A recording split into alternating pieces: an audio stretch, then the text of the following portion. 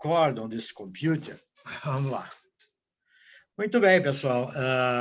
Agradeço a presença de todos. Hoje nós vamos falar de um tema que é complemento do assunto já relativo ao direito internacional privado, que nós já iniciamos, e vamos complementar este tema, e eu vou ter que dar alguns esclarecimentos complementares, porque essa matéria é tipicamente de direito, né, pessoal? Vejam só, o direito internacional privado é uma disciplina que se ministra no 10º semestre do direito, e, portanto, uma matéria que prevê, né, a possibilidade de conhecimento prévio de uma série de conteúdos. Então, assim, qualquer dúvida que tiverem, me questionem, porque vocês talvez não saibam mesmo. Eu, à medida do possível, vou esclarecendo. Bom, quando se fala em definir a lei aplicável num conflito internacional privado, nós estamos falando de que, num determinado litígio entre A e B, dois sujeitos, certo? Ou duas empresas, seja o que for, nós estabelecemos uma conexão interespacial, ou seja, A é brasileiro e B é alemão. Este é o primeiro exemplo. Vejam bem que no momento em que se estabelece esta conexão, né, esse termo chama-se conexão, nós estamos preocupados em resolver uma questão básica, qual seja a questão relativa a qual a lei será aplicada. Eu vou aplicar a lei alemã sobre o assunto, vou aplicar a lei brasileira sobre o assunto. Bom, toda vez que tivermos um sujeito domiciliado no Brasil, ou que tenha qualquer vínculo com o Brasil de natureza, por exemplo, contratual, certo? Este sistema, tá?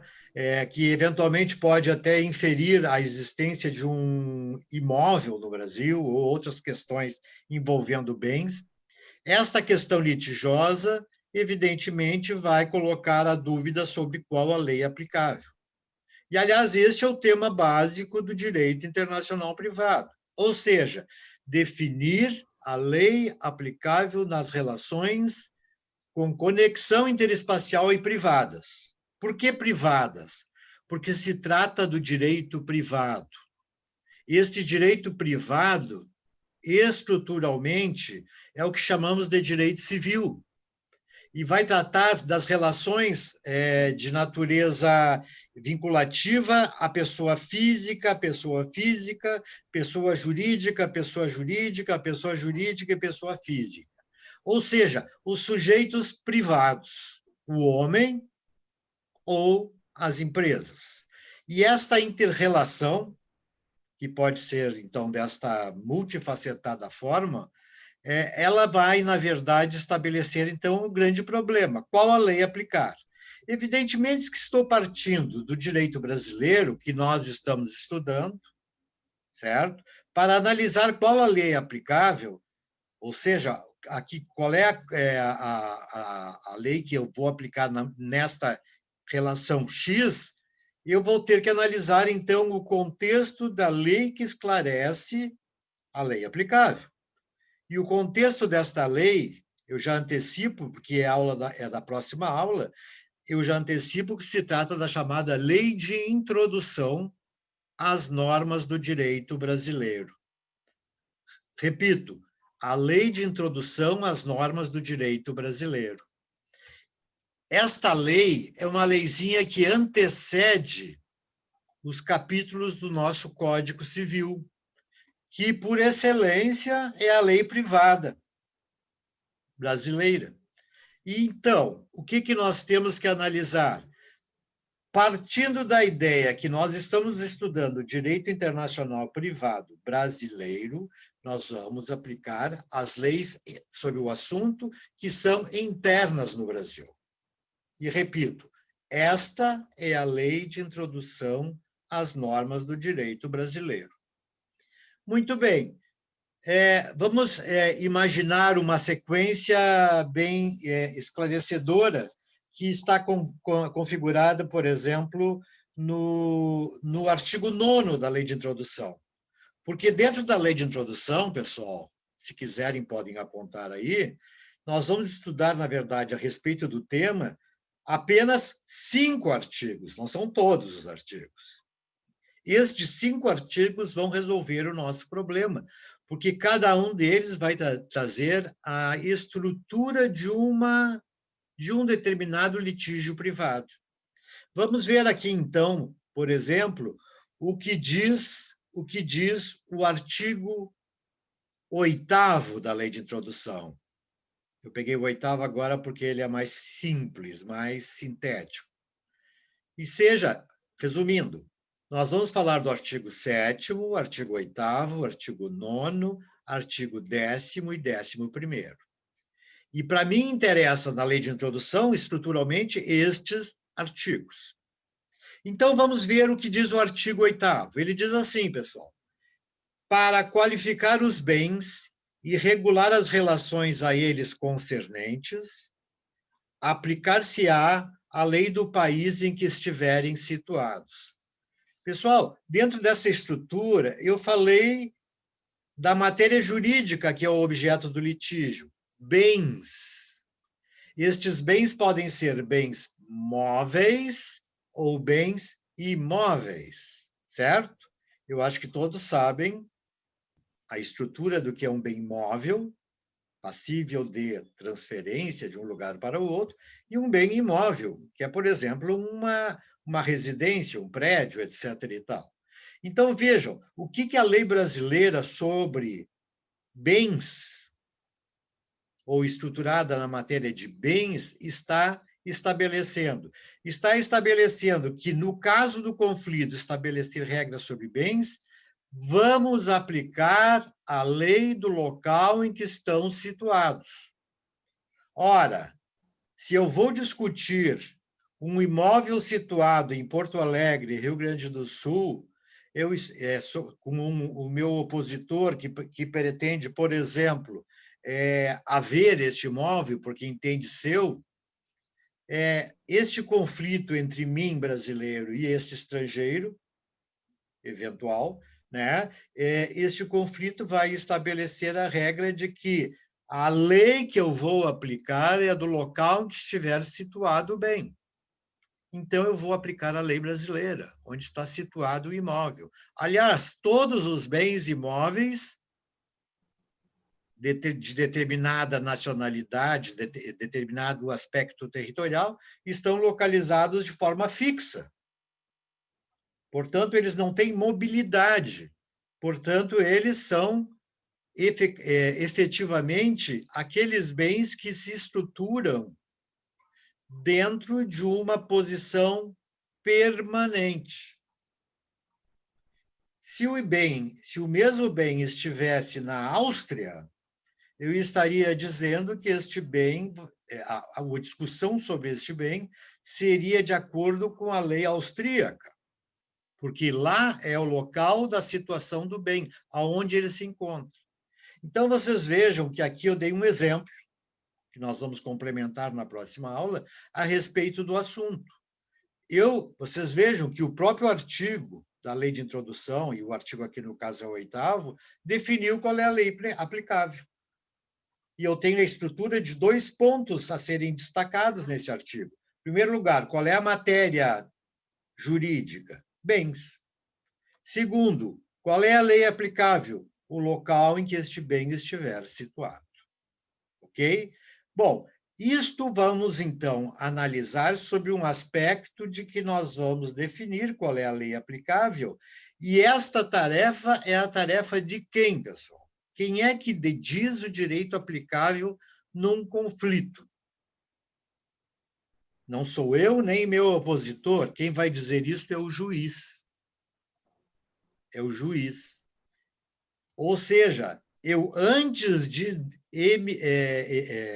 enumerar a lei aplicável ou definir a lei aplicável, eu, antes disto, tenho que definir quem é o juiz que vai julgar. E a pergunta do nosso tema de hoje é este: é o juiz brasileiro ou é o juiz austríaco que vai julgar?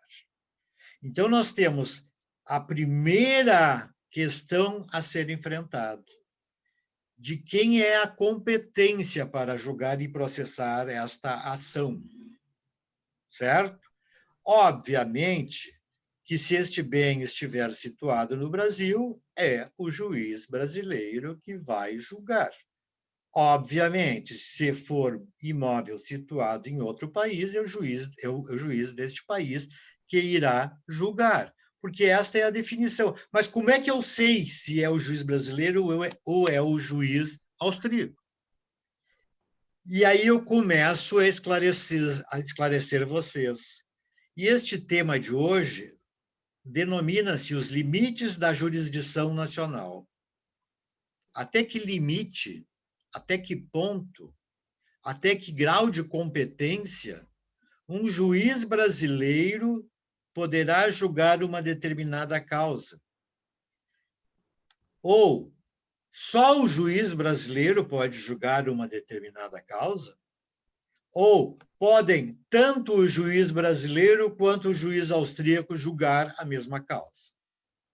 E nós vamos ver exatamente isto dentro do contexto da nossa lei instrumental. Explico. Lei instrumental é aquela que ensina a exercitar, movimentar o processo, certo? E esta lei instrumental, no caso concreto, é o chamado Código de Processo Civil.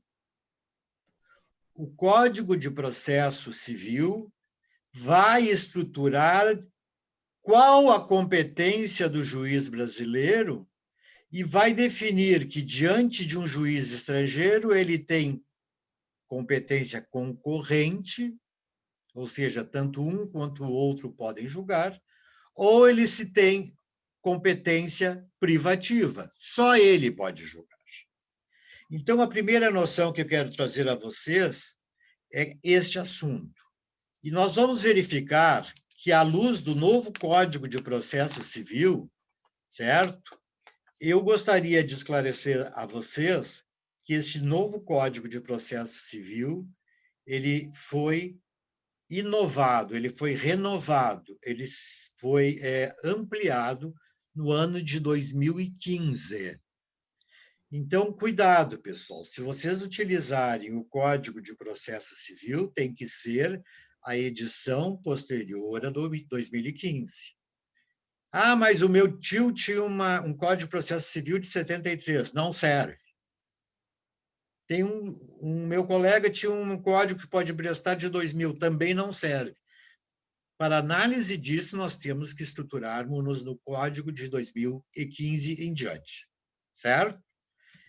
Porque ele foi o inovador, ele ampliou o leque de decisões acerca da competência do juiz brasileiro. Ok? Então, em que termos este juiz brasileiro pode julgar uma causa? E, eventualmente, em que condições ele pode julgar uma causa? E aí eu vou começar com a análise do artigo 21 do CPC. E vejam também, não são muitos artigos. Eu juntei lá no Moodle de vocês a estrutura de todos estes artigos, 20, 21, 22, 23, 24 e 25, 5 artigos, que são exatamente uma cópia específica para que vocês, eventualmente, não precisem comprar um código de processo. Porque ali está transcrita, com alguns comentários, estas informações.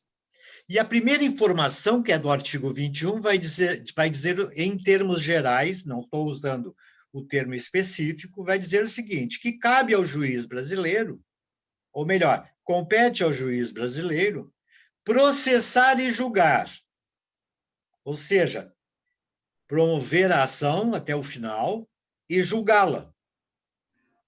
Em que ações? Que tipo de ações?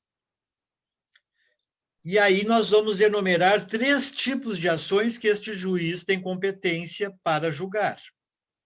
A primeira ação, aquela em que o réu, certo, está domiciliado no Brasil. Fala, Matheus. Pergunta, Matheus? Não? Não, professor, perdão. Ah, tá. Aquela que o juiz está o réu está domiciliado no Brasil. Quem é o réu? Aquela pessoa contra quem você ingressou como uma ação. Então, assim, se eu ingressei com uma ação contra o austríaco, eu sou o autor da ação e o austríaco é o réu. Réu não significa que é o culpado, certo? O réu é a pessoa contra quem foi interposta alguma medida. Ele pode até ganhar a ação e eu posso até perder como autor, certo? Então, esta figura processual, para que vocês entendam também, vai sempre existir um autor e um réu, certo? O réu é contra quem nós interpusemos uma medida. E assim, eu estou dizendo que quando é que um juiz tem competência para julgar no Brasil? Quando o réu estiver domiciliado no Brasil. Ou seja, ele reside, ele mora no Brasil. O domicílio definitivo dele, ou seja, aquele que exerce com o objetivo de permanência, é o Brasil. Ora, toda vez que um réu for domiciliado no Brasil, certo? Nós estabeleceremos que o juiz brasileiro pode julgar esta causa. E uma outra informação importante, ainda que o réu não seja brasileiro. Se o réu está domiciliado no Brasil e for francês, certo? Ele está domiciliado no Brasil. Veja, ele está subjugado à lei brasileira porque ele está domiciliado no Brasil. Bueno, segunda hipótese. Quando a obrigação tiver que ser cumprida no Brasil. Pessoal, o que é a obrigação? É o elenco aqueles acordos, ajustes, contratos estabelecidos entre as partes, no sentido de estabelecer, por exemplo, uma regra de cumprimento de certas normas, cumprimento de certas tarefas. Assim, por exemplo, se eu, brasileiro, for chamado por uma empresa internacional, vamos botar uma empresa alemã, para trabalhar para eles no Brasil, certo? Exercendo a representação dos seus produtos. Ou seja, eu fui na Alemanha, assinei um contrato com a empresa alemã e me comprometi a vender os produtos desta empresa no Brasil. Ou seja, o local da execução da obrigação, aonde eu vou formalizar, aonde eu vou cumprir a obrigação contratual, certo? É no Brasil. E nesta hipótese também o juiz brasileiro tem competência para julgar e processar. Certo? E terceira hipótese. Quando o fato ou o fundamento de uma ação seja, desculpem, fato ocorrido ou ato praticado no Brasil. Também em direito se analisa qual é a diferença entre fato e ato. Ato é todo procedimento jurídico que depende da manifestação de vontade da parte. Por exemplo, o casamento é um ato ou é um fato? O fato não demanda manifestação de vontade. Aí a pergunta: o casamento é um ato jurídico ou é um fato jurídico? O que vocês acham?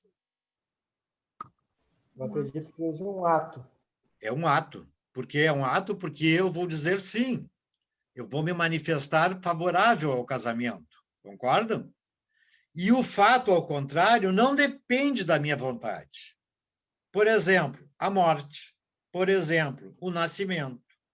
Por exemplo, um terremoto que cause efeitos danosos à minha propriedade. Isso não depende da minha vontade. E aqui eu estou dizendo que tudo que for fato ou que for ato, e isso ocorreu no Brasil, o juiz também tem competência. Entenderam? Vejam, então, que aqui nós temos 3 causas que encadeiam, que determinam que o juiz brasileiro tem competência. Por isso que o título dispositivo diz: cabe ao juiz brasileiro. Agora, vejam bem, pessoal, cabe ao juiz brasileiro, mas eu não estou dizendo que com isso ele tem exclusividade. Ele poderia dizer mais do que isso, ele também pode. Porque nestes casos, apesar do preenchimento destes requisitos, ou seja, réu domiciliado no Brasil, obrigação a ser cumprida no Brasil, ato ou fato ocorrido no Brasil, certo? O juiz estrangeiro também pode julgar. Vocês ficariam um pouco na dúvida, mas por que então se enumerou como competência do juiz brasileiro? E eu já explico. Porque nestes 3 casos, eu vou dizer que a preferência pelo juiz brasileiro é muito preferencial. Prefere ao do juiz estrangeiro. Porque, por exemplo, se o réu estiver situado no Brasil, domiciliado no Brasil, este réu facilmente será citado para responder ao processo. Ele mora no Brasil, ele mora em Porto Alegre, como eu moro, ou se mora no Rio de Janeiro, eu tenho maior facilidade para citá-lo, chamá-lo ao processo, para que ele responda ao processo.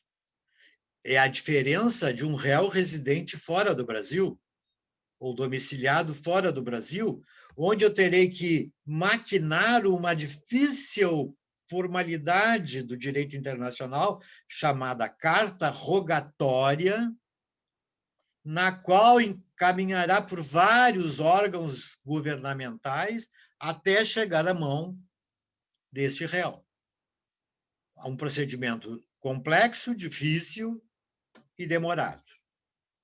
Então, o que eu estou dizendo aqui nesses 3 dispositivos do artigo 21, pessoal, é que nestas hipóteses a preferência, não a exclusividade, é do juiz brasileiro.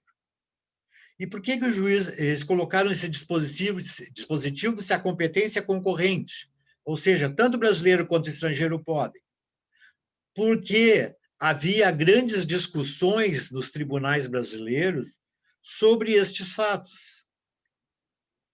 Né? E alguns destes fatos, que às vezes não eram aplicados, tornavam difícil o processo.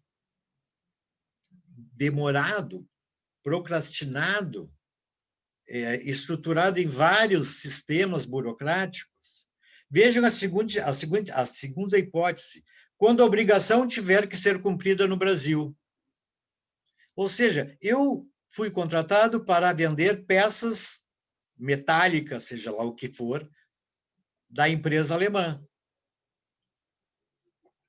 Quando eu digo isto, o que eu estou dizendo? Eu estou dizendo que eu estou cumprindo uma obrigação dentro do Brasil. Eu vou abrir uma representação, vou vender para todo o território brasileiro, porque esse era o meu contrato. Ele pode ser também particularizado, num estado só, mas vamos imaginar todo o Brasil. E ali eu comecei a vender estes produtos durante muito tempo, consegui excelentes recursos financeiros, e mais do que isso, eu propriamente consegui montar equipe de constante êxito, ao ponto daquela empresa alemã começar a sentir vontade de ela vender pessoalmente. E, de repente, se transferiram para o Brasil para me evitar o pagamento de comissões, altas comissões, e ela, então, ela então vira lucrar em relação aos meus trabalhos. Ora, quando acontece isso, a empresa vai dizer: Ricardo, eu não quero mais o teu trabalho. Tchau. Ora, não é um contrato, não se desfaz assim, né, pessoal? E quando não se desfaz assim, eles têm que ter uma motivação para me colocar para a rua e não simplesmente um motivo eminentemente financeiro. Porque, embora eles até possam fazer isto, eles vão me dever uma indenização. Eles vão dever uma desculpa de natureza financeira por terem me retirado de uma atividade que me era própria e sem motivo de minha parte. Ora, no momento em que eles me pedem a minha função e estabelecem que eles vão vender hora em diante, eles estão, na verdade, estabelecendo a regra de uma violação do contrato. E esta violação do contrato, evidentemente, vai fazer com que eu possa ingressar em juízo para que o juiz, preferentemente o brasileiro, possa ter em mãos todas as provas necessárias para tanto. Não esqueçam, aqui estavam meus funcionários que trabalharam na empresa, aqui estão todos os documentos contábeis da empresa, aqui estão as testemunhas deste meu contrato. Eu não tenho que levá-las lá para a Alemanha para poder responder a este processo. Daí a preferência. E, por último lugar, quando um fato ou um ato ocorre no Brasil, evidentemente que também todos os elementos comprobatórios do fato ou do ato estão no Brasil e, portanto, o juiz brasileiro tem maior facilidade de desenvolver este processo. Repito, isto não significa que, desculpem, certo? Só o juiz brasileiro pode. Mas ele pode preferencialmente, mas de acordo com a vontade da parte. De qualquer sorte, pessoal, eu gostaria ainda de complementar esse dispositivo, dizendo, no parágrafo único deste artigo, vai dizer o seguinte: na forma do inciso 1, que eu disse, quando o réu for domiciliado no Brasil, eu vou considerar domiciliado no Brasil toda a empresa estrangeira que aqui tenha agências, filiais ou sucursais.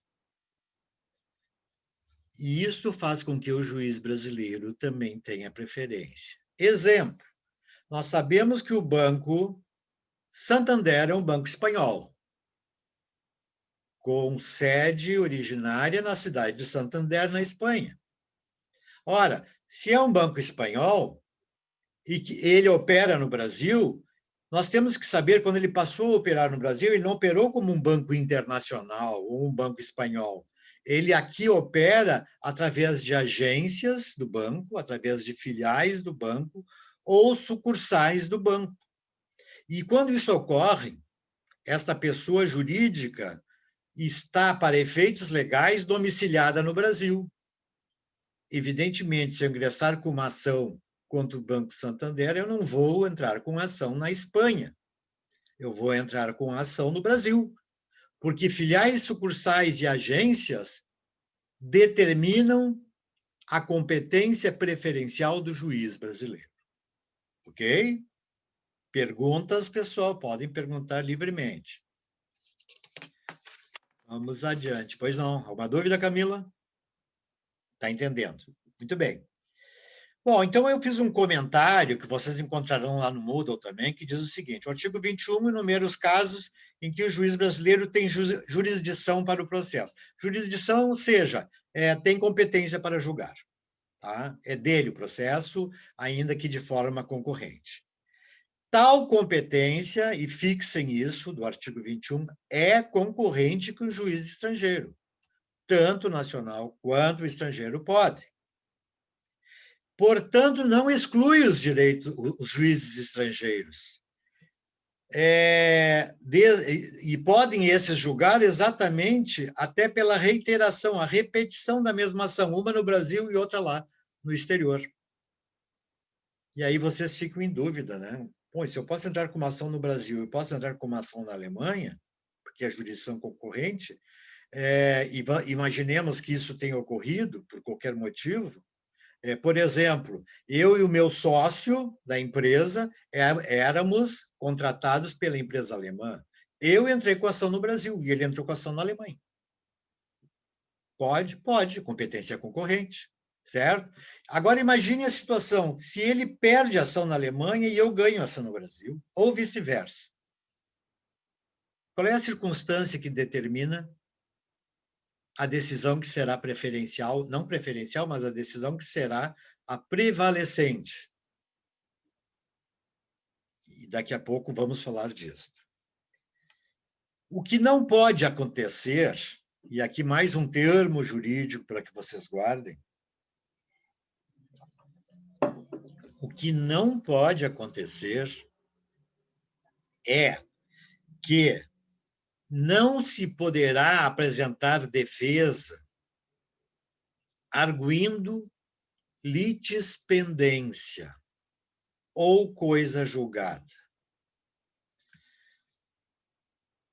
Litispendência significa eu entrei com ação no Brasil e ele entrou lá e a empresa de lá diz que teria que ser lá e quer se defender. E ela se defende alegando que já existe uma ação idêntica lá. Certo? E eu vou dizer, isto não tem nenhuma prevalência. A pendência de uma lide, por isso litispendência, é regular no direito interno, mas ela é proibida em direito internacional. Não há litispendência, porque no Brasil, por exemplo, na lei interna, se eu entro com uma ação em Porto Alegre e outra ação lá em São Paulo, eu tenho litispendência. Qual é que vai prevalecer? A que primeiro recebeu o despacho do juiz, sendo que a outra vai ser extirpada, vai ser excluída. Mas isso não existe em direito internacional. Então, as duas ações podem correr paralelamente até a sentença. Aí, quando elas vão determinar a qual devemos dar credibilidade, qual é a que vale.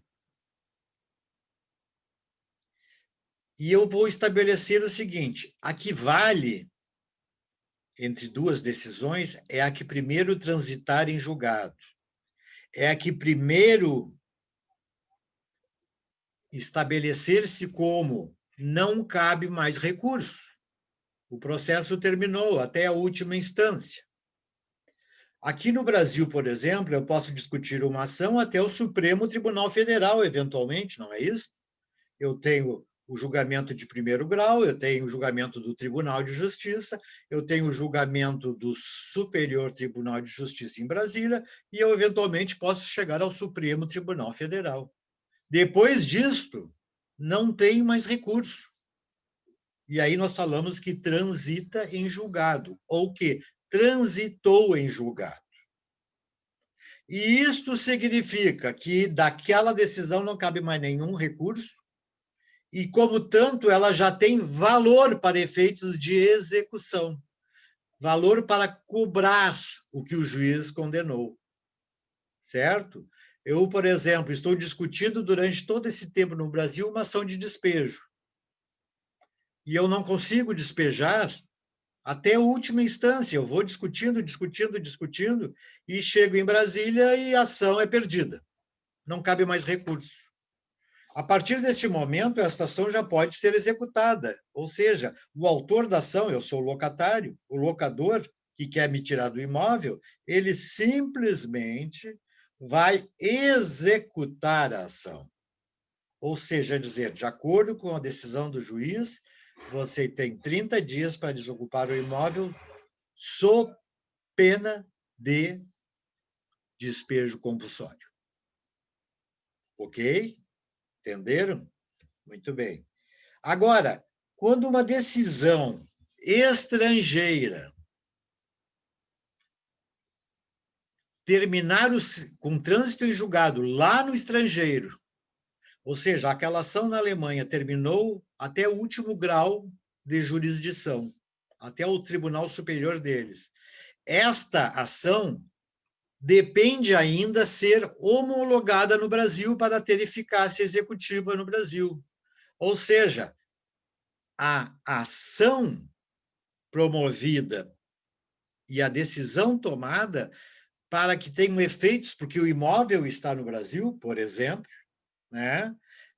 Tem que vir ao STJ, ao Superior Tribunal de Justiça, que é o chamado Tribunal da Cidadania, para que o STJ promova o quê? A homologação da sentença estrangeira. Ou seja, torna aquela decisão estrangeira eficaz no Brasil. É como se o judiciário brasileiro chancelasse, apoiasse a decisão estrangeira. E aí, a partir daí, é que ela transita em julgado, essa decisão estrangeira. Então, vejam, a que transitar em julgado primeiro depende da homologação da sentença estrangeira num primeiro momento. Ok? Muito bem.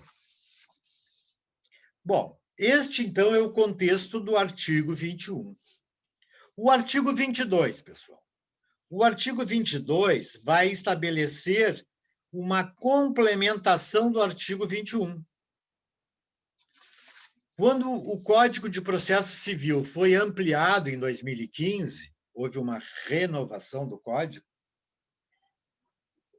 o artigo 22 foi incorporado a este tema.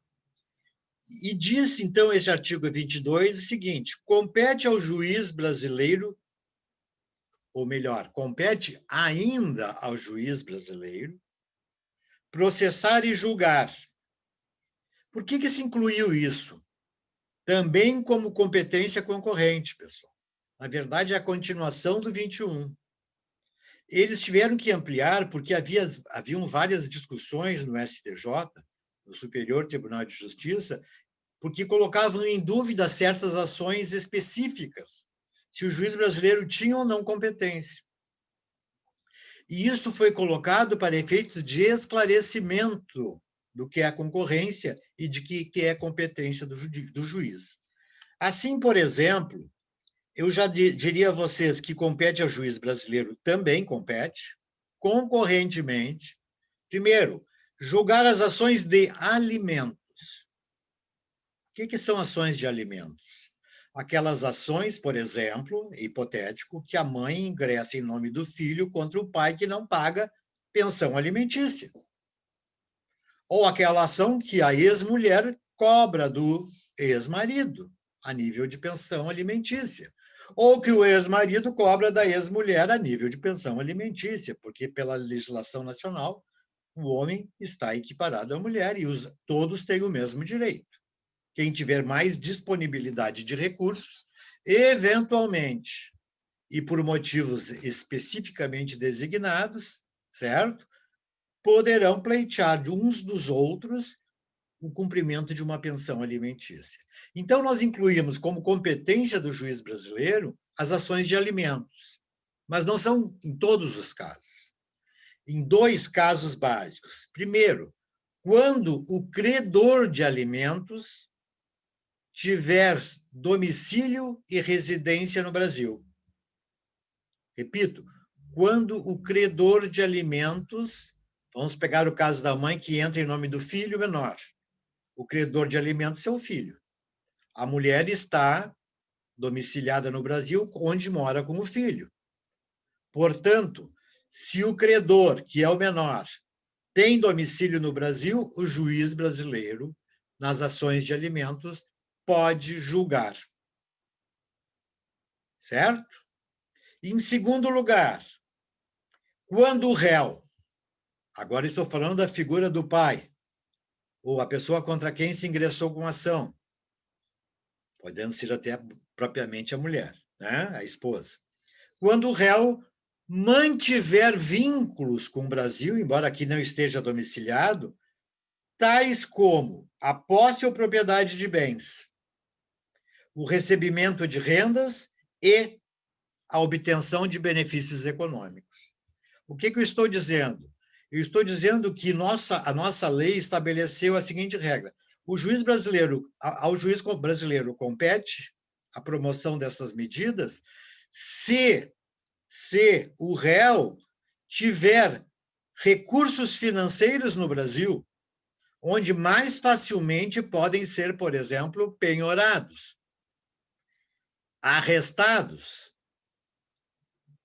corporativizados, trazidos para o direito do autor ou credor. Assim sendo, pessoal, Quando estou falando de o patrimônio do réu que está no Brasil, ele tem recursos financeiros, ele tem imóveis no Brasil, ele tem uma empresa no Brasil, e mesmo que ele não more no Brasil, o juiz brasileiro pode, porque o juiz vai ter mais facilidade para poder promover esta ação. E terá condições de cobrar de forma mais fácil esta ação. O que se torna muito difícil no exterior, né? Vamos descobrir quais são os bens que o réu tem lá no exterior. Muitas vezes se torna quase inviável.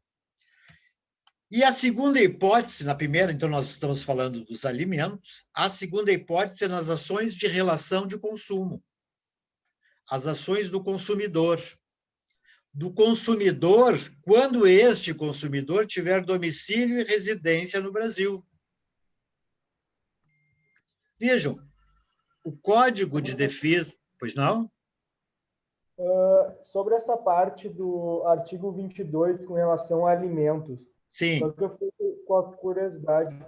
Claro. Eu não entendi muito bem, por exemplo, assim, por exemplo, a mulher brasileira reside no Brasil. O pai da criança, por exemplo, é francês e reside na França. Certo. Não teve filho com o Brasil, só teve o filho. Eu não entendi muito bem como ele não tem patrimônio no Brasil, quer dizer. Não tem. Por exemplo, vem passar o carnaval no Brasil e faz o filho. Acabou um relacionamento com a mulher e teve filho. Ok. Veja bem, se o menor, que é o filho, veja só, a competência se estabelece o seguinte, por duas hipóteses. Primeiro, se o menor está domiciliado no Brasil, certo? Uhum. E segundo, se ele tem patrimônio no Brasil ou tem rendas no Brasil. No caso, você fala que ele não teria rendas no Brasil. Vejam, por isso é competência concorrente. A mulher pode preferir entrar na França, porque lá ele tem bens, por exemplo. Entendeste? E aí se torna mais fácil ele cobrar. E aí é com relação às leis francesas. Exatamente, na forma da lei francesa. Ele vai, através do juiz francês, a mulher vai exigir os alimentos e tem como cobrar esses alimentos, se ele se evadir, através da penhora dos bens dele. Ok? Da arrecadação destes bens dele. Tá? Então, essas duas hipóteses são hipóteses que se discutiam no STJ e hoje estão excluídas, estão esclarecidas, melhor dizendo. E quanto às relações de consumo, pois não, Camila? Não, eu ia perguntar, porque eu fui atender minha vizinha, eu não sei se o senhor falou, por que é de alimentos ali? Eu não entendi, perdão. Como é que é? Eu também não entendi. Por que é de alimentos? Ações de alimentos, Mas por que, assim... O nome, por que é esse nome? É o nome que serve para designar as obrigações do pai para o filho. Alimentos tem um espectro mais amplo. É comida, é vestuário, é escola e assim por diante. Alimentos envolve tudo isso. Obrigada. Tá? Muito bem. E as relações de consumo, certo? Quando o consumidor tiver domicílio e residência no Brasil. Vocês conhecem ou já ouviram falar do Código do Consumidor, né? Todos vocês. Nós sabemos que por esta lei, que foi editada em 1990, entra no governo Collor, esta lei estabeleceu uma série de benefícios ao consumidor.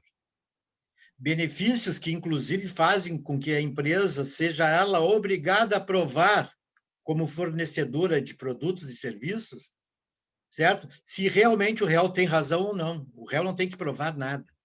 Desculpem, o autor da ação não tem que provar nada. Eu sou consumidor e eu tenho direito, você que prove o contrário. Isso chama-se inversão do ônus da prova.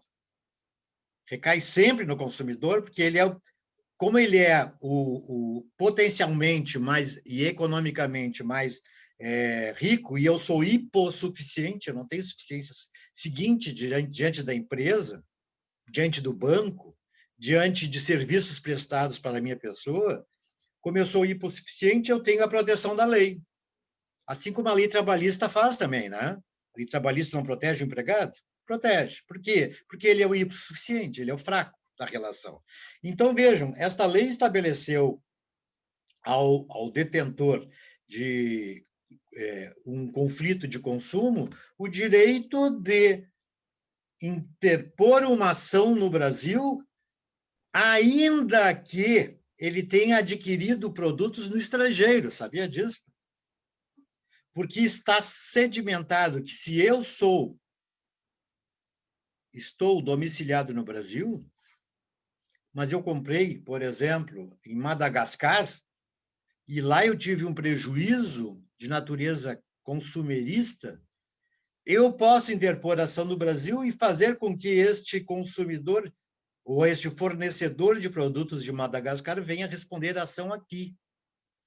Até porque eu sou suficiente, eu não tenho condições de estar lá, é muito caro um processo no exterior. Eu tenho que contratar um advogado, eu não conheço a lei de lá, e essa minha fragilidade como consumidor vai fazer com que eu, especificamente, tenha essa preferência. E outra, aquele fornecedor de produtos que me causou prejuízo, ele que vai ter que provar que ele não causou prejuízo. O que não é muito fácil, não é isso? Então, vejam, nós ampliamos o espectro das ações chamadas de concorrência, estabelecendo aqueles 3 primeiros casos e estes 2 segundos, os alimentos e as relações de consumo. E um terceiro final, que diz assim, nas ações em que as partes, autor e réu, de maneira expressa, significa por escrito, ou ainda de uma maneira que eu possa comprovar que houve de fato, por testemunha, seja por que for, elegermos a jurisdição brasileira. Por exemplo, num contrato, eu posso botar que, se houver algum conflito envolvendo este contrato, as partes em comum acordo elegem a justiça brasileira para resolver. Neste caso, a competência do juiz é do juiz brasileiro. Mas não esqueçam, pessoal, esta jurisdição ainda é concorrente. Há uma preferência, certo? Não uma exclusividade. Isto tanto para o artigo 21 quanto para o artigo 22. Mais adiante, vamos ao artigo 23. Bom, o artigo 23 vai sair do assunto relativo à competência concorrente. E vejam o que diz o 23, pessoal. Ouçam com atenção. Compete à autoridade judiciária brasileira, compete ao juiz brasileiro, vírgula, com exclusão de qualquer outro juiz. O que eu estou dizendo? Só pode o juiz brasileiro. E isto eu vou chamar de competência exclusiva, certo? Conhecer que tipo de ações? Todas as ações relativas a imóveis situados no Brasil. Vejam que aqui, o juiz brasileiro tem preferência sempre, e só ele tem essa preferência, se eu estou discutindo um imóvel que está situado no Brasil. Vejam no caso de um inventário em que há discussões entre as partes, um herdeiro morando no Brasil, outro herdeiro morando no exterior. O pai, que é o autor da herança, faleceu, certo? Sem deixar testamento. E o único patrimônio que ele dispõe é uma casa na praia, né, na cidade de Troncoso, na Bahia. Imóvel situado no Brasil. Vejam que essa circunstância vai determinar que a competência exclusiva do juiz brasileiro. Não adianta você tentar alterar isto, porque aqui o juiz alemão, ou juiz francês, ou seja quem for, onde o outro herdeiro está discutindo, não tem competência. Não tem competência, ele não pode. Então, vocês vejam que o caso aqui é expresso. Todas as ações envolvendo imóveis situados no Brasil vão permear a possibilidade de competência exclusiva do juiz brasileiro. Esta sempre foi a regra geral, desde o anterior Código. Até porque esses imóveis não podem mudar de lugar, né, pessoal? Um terreno, uma casa, um prédio, não podem alterar a sua localização. Mas o Código de 2015, em vez de estabelecer uma outra disposição, ela incorporou mais 2 itens nesta anterior. Aí, a segunda matéria diz sobre sucessão hereditária. Eu sou o herdeiro do meu pai. O meu irmão é herdeiro do meu pai. Certo? A minha mãe, que permanece viva, é herdeira do meu pai ou é viúva meira, mas invariavelmente é herdeira também. Então, vejam, essa sucessão de herdeiros, certo? Pode ser discutida em juízo através da existência deixada por meu pai de um testamento particular. Você sabe o que é o testamento, né? Ou seja, uma disposição de última vontade, onde ele vai explicar para quem vai deixar o patrimônio dele. É claro que ele não pode deixar todo o patrimônio para um herdeiro só necessário. Ele pode dispor até 50% do seu patrimônio. O resto tem que ser distribuído entre os herdeiros necessários. Ou seja, ele deixa para mim 50%, para minha mãe e o meu irmão, 25% para cada um. Certo?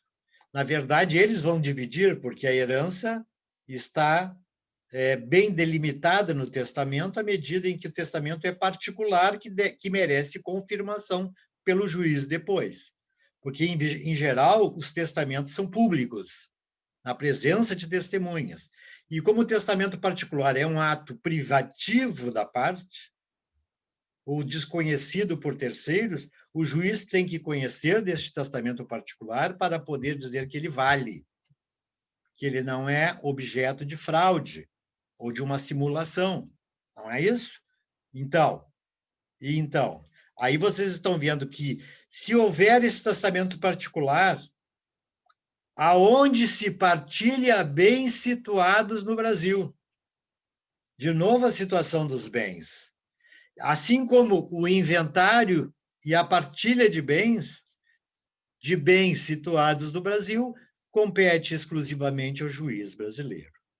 Veja que, na verdade, eu especifiquei apenas, mas como são bens situados no Brasil, e aqui eu não estou falando só de imóveis, estou falando de bens móveis também, ou seja, se o bem imóvel, o meu automóvel, por exemplo, está no Brasil, o bem está situado no Brasil, portanto, o juiz brasileiro pode julgar, certo? Agora, se meu carro está na Argentina, não está no Brasil, eu emprestei para um amigo, eventualmente eu perdi a localização do bem e vamos ser necessárias a confirmação e o retorno deste bem para a sua situação originária. Ou seja, os bens móveis nem sempre se aplica a mesma regra, mas quando eles estão situados no Brasil, com uma posição fixa, eles também valem para a mesma regra. Bens situados no Brasil, tanto no testamento particular, quanto no inventário ou na partilha de bens do morto, certo? E eles complementam ainda o elenco dessas questões dizendo o seguinte: também compete à autoridade judiciária brasileira, compete ao juiz brasileiro com exclusividade, as ações de divórcio, separação judicial ou dissolução de união estável, quando esta pretender proceder à partilha de bens situados no Brasil. Vejam, mesmo sendo o autor da herança, que seja a pessoa que vai dividir a herança, um estrangeiro, ou que tenha domicílio fora do Brasil. Repito, o elemento nuclear do tipo é bens situados no Brasil. Sempre que houver bens situados no Brasil, só o juiz brasileiro pode. Ah, mas se um juiz estrangeiro julgar uma questão envolvendo um imóvel, que está lá no estrangeiro, desculpe, que está no Brasil, mas o juiz julgou a si mesmo, e deu ganho de causa para quem ingressou com a ação. Esta ação não terá eficácia no Brasil se o imóvel estiver aqui. Não pode fazer nada, ele teria que desistir daquela ação e entrar com outra ação aqui, porque só o juiz brasileiro pode. Entenderam, pessoal? Estou pensando. Não é muito fácil, eu sei disso. Por isso que eu me ative apenas à letra da lei, porque senão eu vou complementar e complexar muito mais essa questão. Vamos adiante. Mais 2 dispositivos. O artigo 24. O artigo 24 vai falar daquilo que nós já falamos antes, da litispendência. Recordam-se? Quando duas ações correm ao mesmo tempo. Eu não posso argumentar que já existe uma outra correndo para poder evitar que a outra prossiga. Não há litispendência, certo? Vejam o que diz o 24. As ações propostas diante de tribunais estrangeiros, todas as ações, não induzem a litispendência. Quando eu digo não induzem a litispendência, estou dizendo não pode arguir-se a existência de outra correndo também lá, no Brasil. Assim como não inviabiliza que o juiz brasileiro processe e julgue a mesma causa e suas conexas, certo? Porque o fato de ser uma competência concorrente, onde as duas ações podem correr, não autoriza a litispendência, certo? Então, o juiz brasileiro, já existe uma, pode ingressar com outra e discutir até o final. Não é isso? E nós vamos discutir até o final por quê, pessoal? Nós vamos discutir até o final para que transite em julgado logo e tenha eficácia no Brasil, certo? Então, vejam, a única hipótese em que não se aplica esse dispositivo é quando haja uma previsão em tratados internacionais e acordos bilaterais em vigor no Brasil.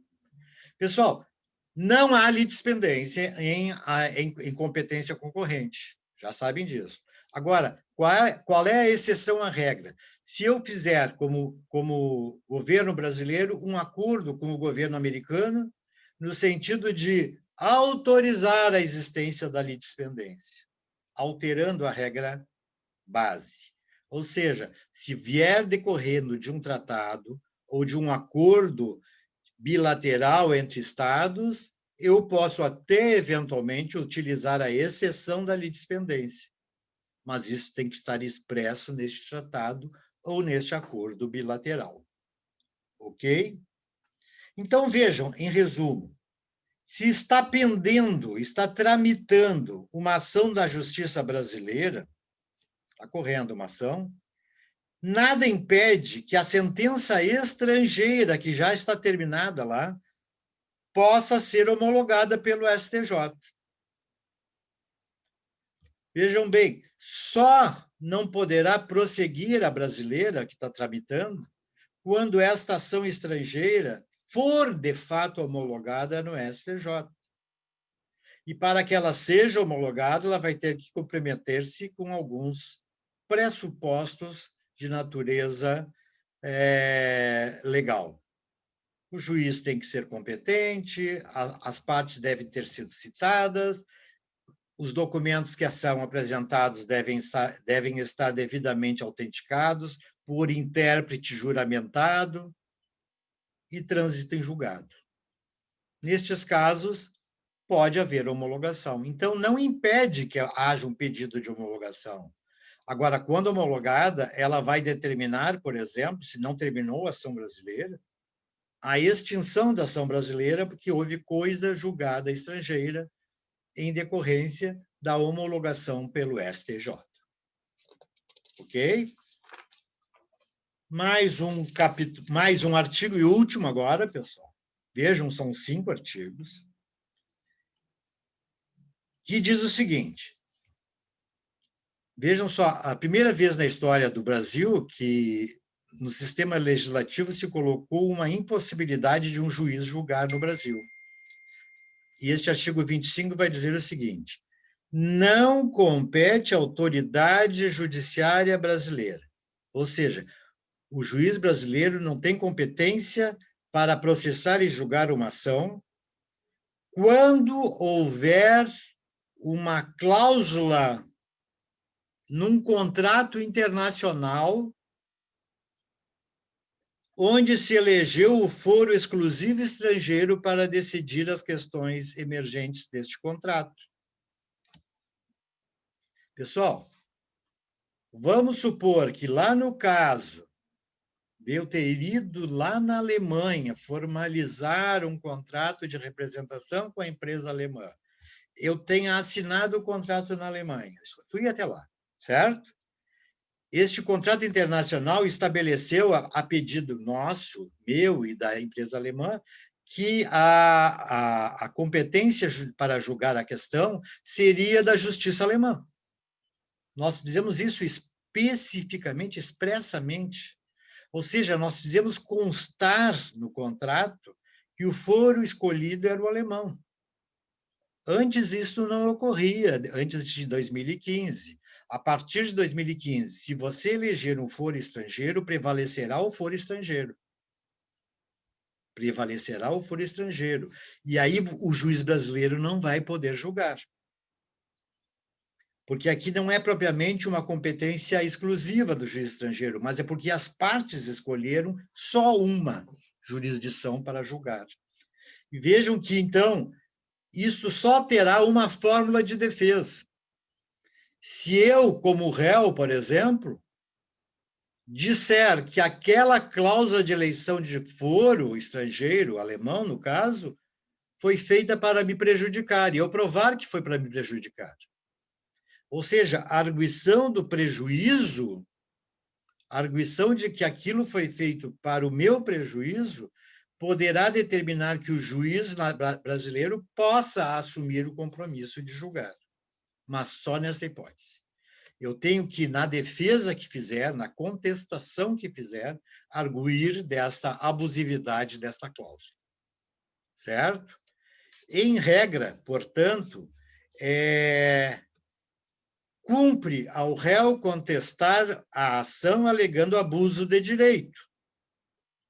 Agora, se a competência brasileira, certo, é não exclusiva, desculpe, se a competência brasileira é exclusiva, como vimos no artigo 23, se a competência brasileira é exclusiva, não se pode eleger o foro estrangeiro, pessoal. Compreendam bem. Nós temos duas competências, uma que os dois podem, que é concorrente, e uma que só o Brasil pode, que é exclusiva. Quando a competência for exclusiva, certo? Não adianta um juiz estrangeiro julgar a ação de um imóvel, por exemplo, situado no Brasil ou de bens situados no Brasil, porque essa ação, essa sentença, essa decisão será nulificada, não será tornada válida no Brasil. Certo, pessoal? Então, aqui está o elenco dos 5 artigos que eu estou me referindo. Né? Agora, pessoal, vamos estabelecer, então, a regra do trabalho, que depois eu coloco no Moodle.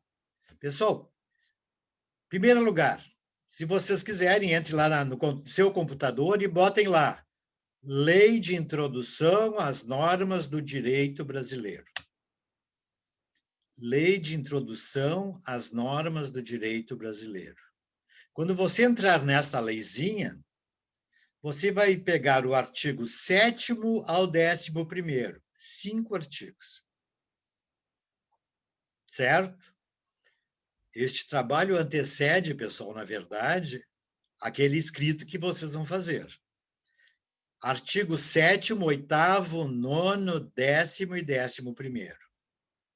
Cada um destes artigos vai estabelecer uma regra de litígio. Vejam bem, eu já vou antecipando.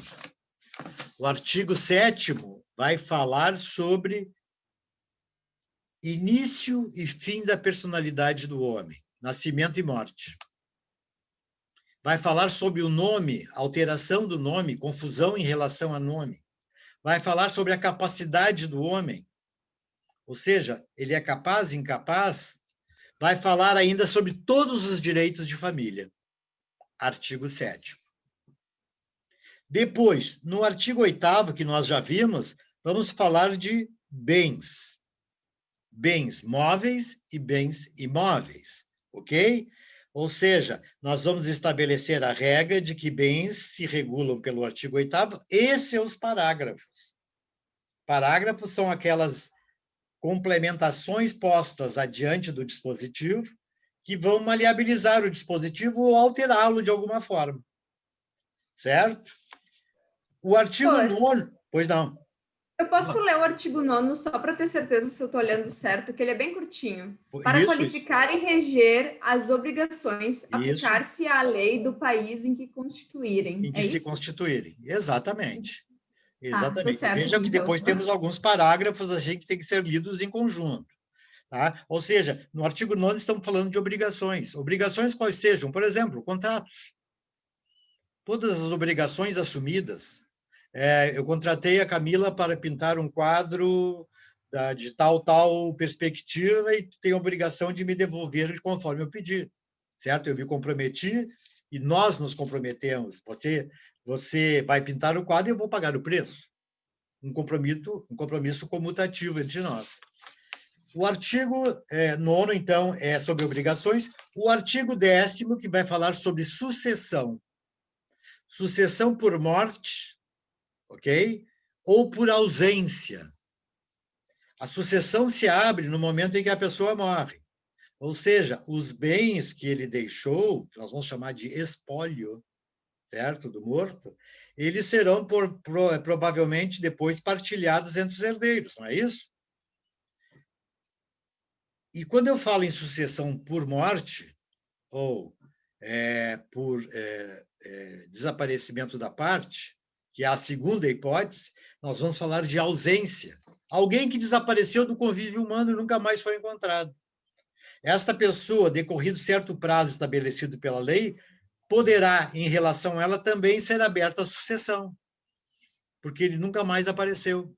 Então, a sucessão é uma medida que não se confunde com o patrimônio deixado, bens. É uma ação em que há discussões entre os herdeiros. Quem pode herdar, quem não pode herdar, quem tem legitimidade como herdeiro, quem não tem, quem é legatário. O que é legatário? Legatário é aquele que recebe por testamento. O morto deixou em testamento, certo? Todas essas circunstâncias envolvem as questões sucessórias. E, no final, nós temos o artigo 11. O artigo 11 é o chamado Estatuto da Pessoa Jurídica, certo? Estatuto da Pessoa Jurídica.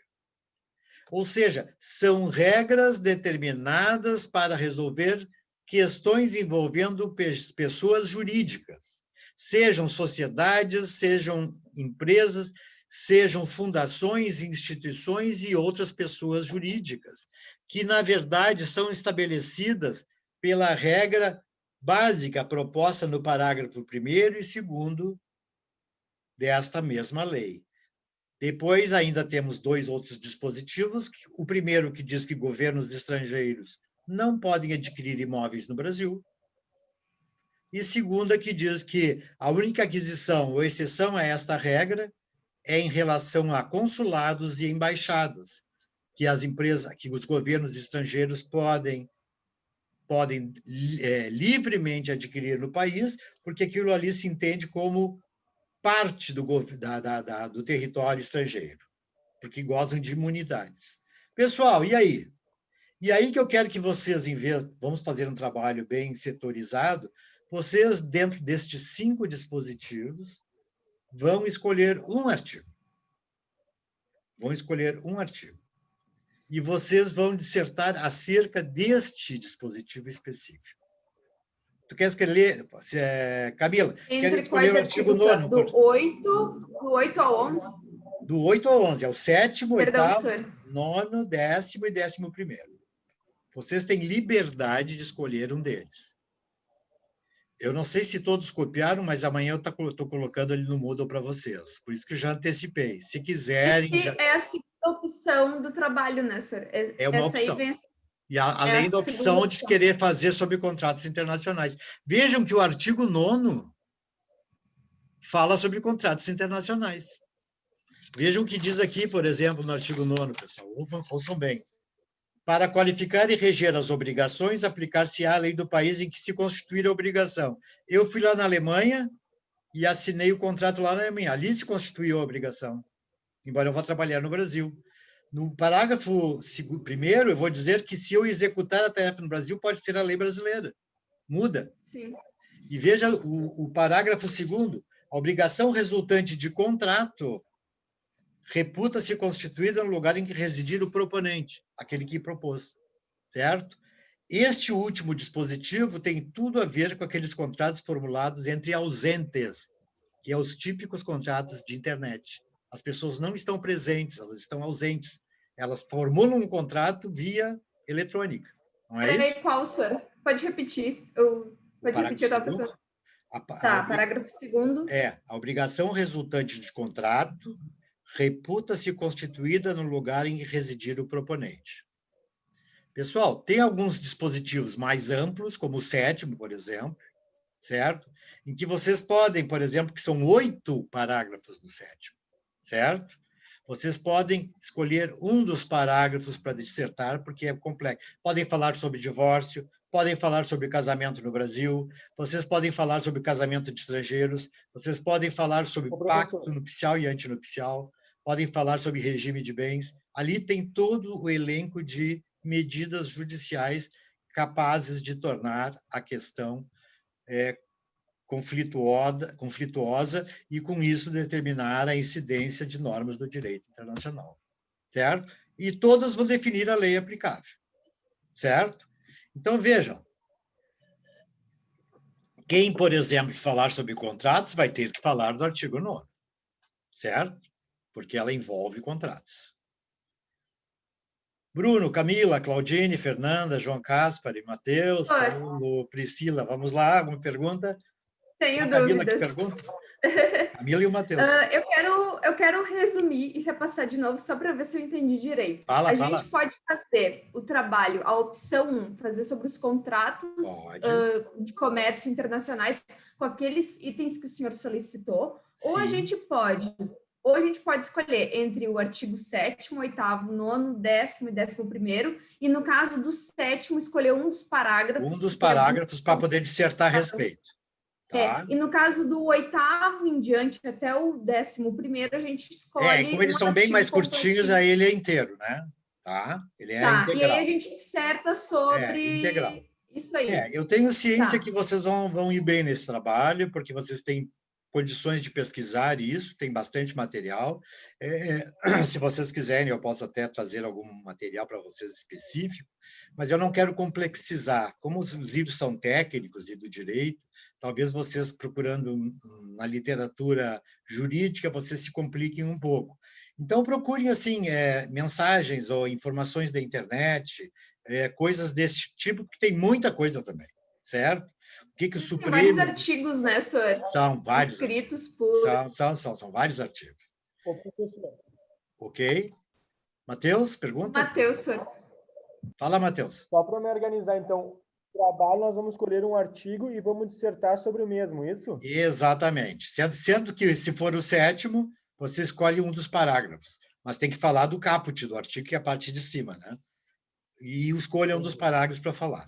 Por que há uma diferença entre o caput e os outros artigos? Entendeu, Matheus? Entendi. Perfeito. Perfeito? Tá. Eu vou dar um arroz. Nós temos a nossa prova, né, também. A nossa prova é esse material todo que vocês têm. Vocês também... Está muito fácil esse semestre. Vocês têm todo o tempo para fazer uma prova de escolha simples. Vejam só, opções de escolha simples. E que vocês podem até pesquisar a nível de internet. Tem muitas questões que até são idênticas a algumas de concurso público. E vocês podem pesquisar também, sem problema nenhum. Aí vai dar... Professor, a prova o senhor vai abrir semana que vem, né? Ou vou fazer a semana que vem e vocês têm uma semana para apresentar. Acho que a entrega junto com o trabalho, né, gente? Entregamos junto com o trabalho, né? É isso, né? Eu vou abrir, então, o material aquele para verificar. Eu achei que já tivesse. E para hipótese de quem já tem o trabalho pronto, né? Ok? É isso, gente? Eu não sei ainda se eu vou fazer sobre algum dos artigos ou se eu vou fazer sobre os contratos, que eu achei bem interessante. Isso faz parte da própria, né? Do elan do próprio aluno, né? Cada um tem a sua própria criatividade e interesse em determinados assuntos, ok? Bom, pessoal, é um prazer ter estado com vocês. Semana que vem nós temos, então, a nossa última aula. E, aliás, na próxima aula eu vou falar desses artigos também, tá?